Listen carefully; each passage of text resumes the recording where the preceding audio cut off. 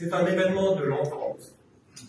Nous avons constaté entre 2001 et 2021 les réformes réglementaires de la LAMAL et de ses ordonnances ont augmenté dans un volume absolument incroyable, si je calcule en pages, je n'ai même pas envie de les citer, sans freiner d'un centime la hausse des prix. Et cette augmentation, cette micro-régulation croissante a eu pour effet surtout d'augmenter la charge des professionnels de la santé. Et cette charge, par exemple, c'est la préoccupation majeure des médecins de famille, d'ailleurs selon la dernière version de l'étude internationale à laquelle participe l'Observ. Les ressources en personnel des administrations, de l'administration fédérale par exemple, ont augmenté de 60%, l'Office fédéral de la santé publique, dans la même période. Et je ne parle même pas des administrations cantonales, ça doit être à peu près dans cette même proportion. Dans notre Constitution, il y a un principe qui s'appelle le principe de la subsidiarité.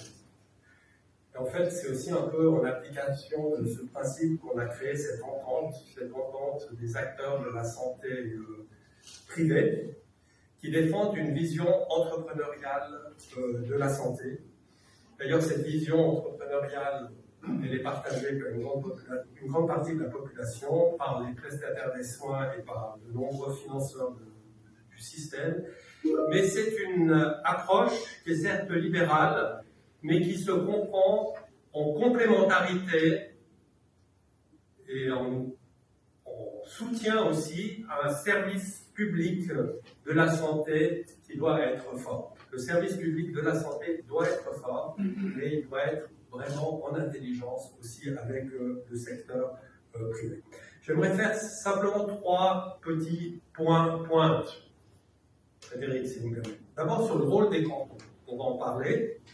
On sait que c'est un des derniers domaines de souveraineté des cantons, avec d'autres, la sécurité publique, l'aménagement du territoire, l'assistance sociale, l'éducation, etc. C'est une des tâches régaliennes des cantons. Donc les cantons gardent une certaine autonomie, ils protègent ce secteur. Pourquoi ? Parce que c'est un secteur qui n'est pas seulement un secteur aussi économique, c'est un secteur très très politique. Combien de conseils d'État n'ont plus été relevés parce qu'ils ont eu le courage de fermer un hôpital. Les privés, on ferme, de plus en plus dans le public, on va le faire. Mais simplement pour dire que les conflits d'intérêts sont préprogrammés dans les cantons. Ils sont propriétaires des hôpitaux et puis en même temps, ils sont régulateurs.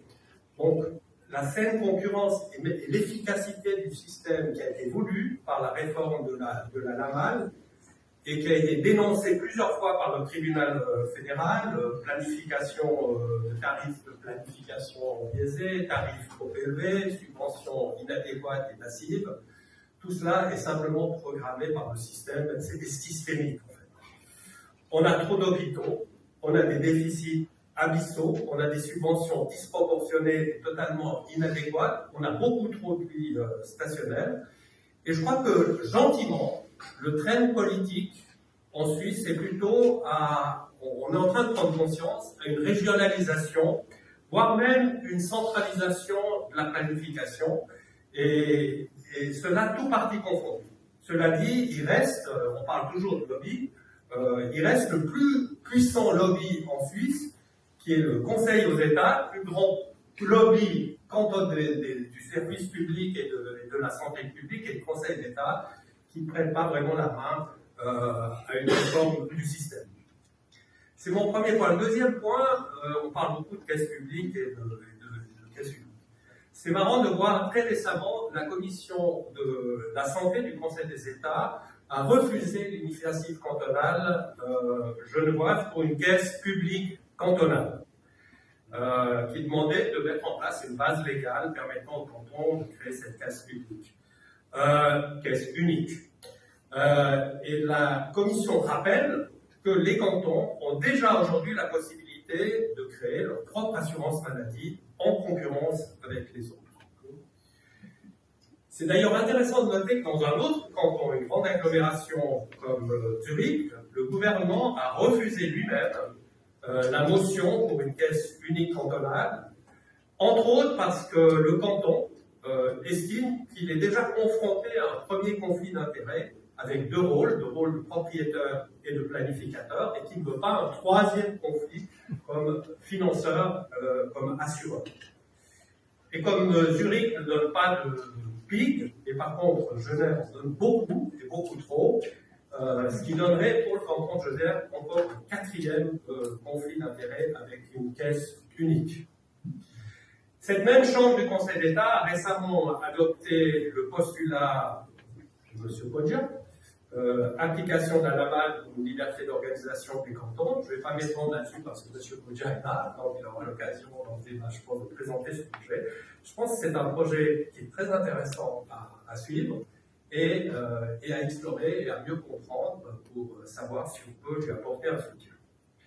Par contre, le libéralisme, c'est aussi la libre concurrence pour les assurés, libre choix.